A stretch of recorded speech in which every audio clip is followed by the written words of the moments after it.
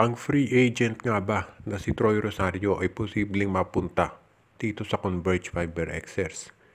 Karamihan kasi kapag unrestricted free agent ang pinag-uusapan katulad ni Troy Rosario, ang nababanggit lamang ay SMC at ang MVP Group syempre.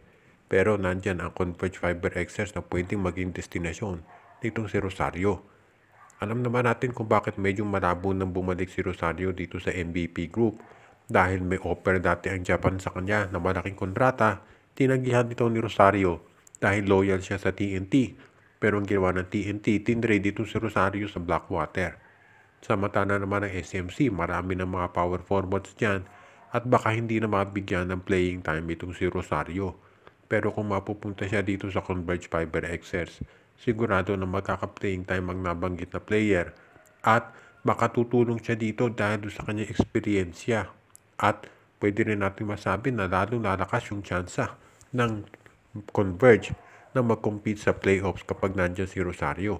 Isipin mo kung meron kang Rosario, Justin Arana, at kung sakasakala ito si Justin Baltazar na makukuha nila sa susunod na draft.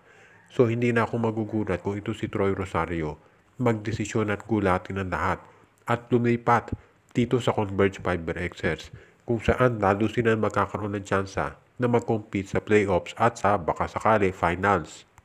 Ito kayang si Abu Tratter ay mapunta sa ibang koponan. Marami kasi ang nagtataka bakit hindi ito masyadong nagagamit ng Magnolia Chicken Templados.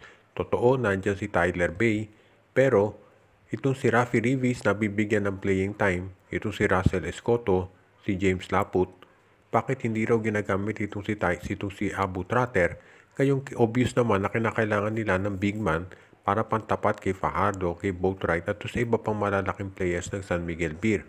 Dahil dito, lumalabas na spekulasyon na baka hindi masyadong bagay si Tratter dito sa sistema na pinapairan ni Coach Chito Victolero at yan ang dahilan kung bakit ito ay baka matrade. Malay natin sa Barangay Ginebra tumapunta dahil ang Ginebra ngayon nangangailangan ng big man dahil hindi na bumabata si Japet Aguilar. Of course, hindi po pwede mag-trade ang Ginebra at Magnolia dahil sila ay sister teams.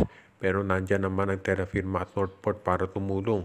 Kaya abangan na lang natin at huwag tayong magugulat kung ito si Abu Tratter nga ay biglang mapunta dito sa Magnolia o dito sa Barangay Ginebra o di kaya naman sa ibang PBA teams kung merong interesado dito. Sa ngayon, parang hindi siya bumabagay dito sa sistema nitong Magnolia at actually maski ito si David Morel nilagay nga dito sa reserve list kaya hindi nakapaglalaro para dito sa Chicken Templados. Pero sa ngayon, syempre, ang focus ni Coach Victolero ay itong finals nila kontra SMB.